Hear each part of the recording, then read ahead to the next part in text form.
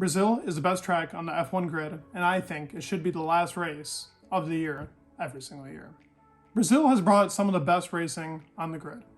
2021 was one of your perfect examples of why the track layout is perfect and promotes good technical racing. The actual atmosphere itself at the Brazil track is insane. The Brazil fans all love being there. Weather is adaptable over there, meaning you can have wet races, you can have dry races. Both are enjoyable to watch, both are great. The track is technical. It requires a lot of skill to drive. You don't know whether you need a lot of downforce or low downforce because you have a straight, but then all the rest of it is curvy with high to low speeds to medium speeds.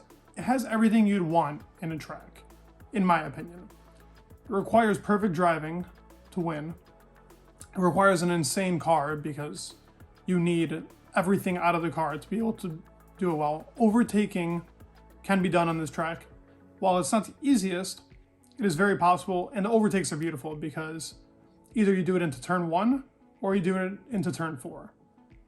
Now, some people overtake even in the other sections where it ends up being low speeds, and you can impressively overtake over there as well, but not as often as you can in 1 and 4.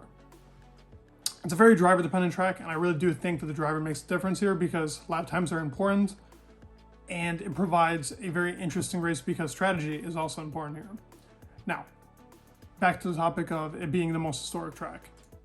Some of the best races that happened here throughout the times, so many things have happened here that made Brazil what Brazil is. Interlagos, the track itself, has brought triumphant races like when Senna won his championships in 91 and 93.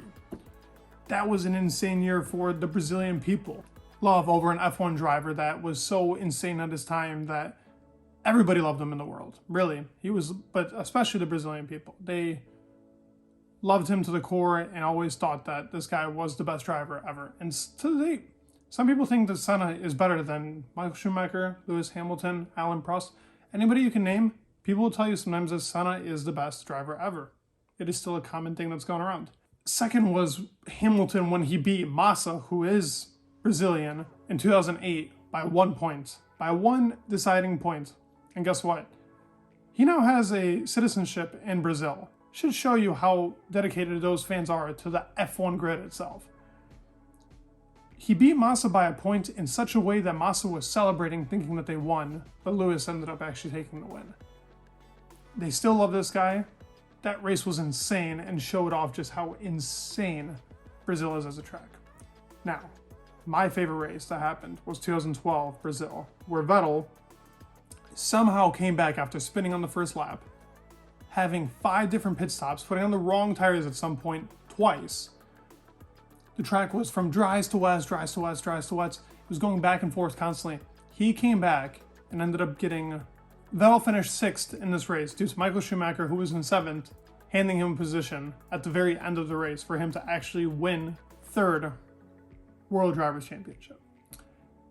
Now, I mean, if this doesn't convince you as to why Brazil is one of the best tracks, now, considering that Fernando didn't win that year, as a Fernando fan though, he also won in 2005. 2005 was where Fernando really showed himself in the Renault car winning in Brazil.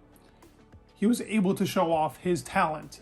He loved Brazil as a track. The way that car went around that blue and yellow livery on that track just makes it look so exciting. And I promise you, 2022 will be an exciting race as well, with a lot of overtaking, close call driving, maybe even changeable conditions. I did hear on the weekend actually that we're supposed to get rain, so that could be fun.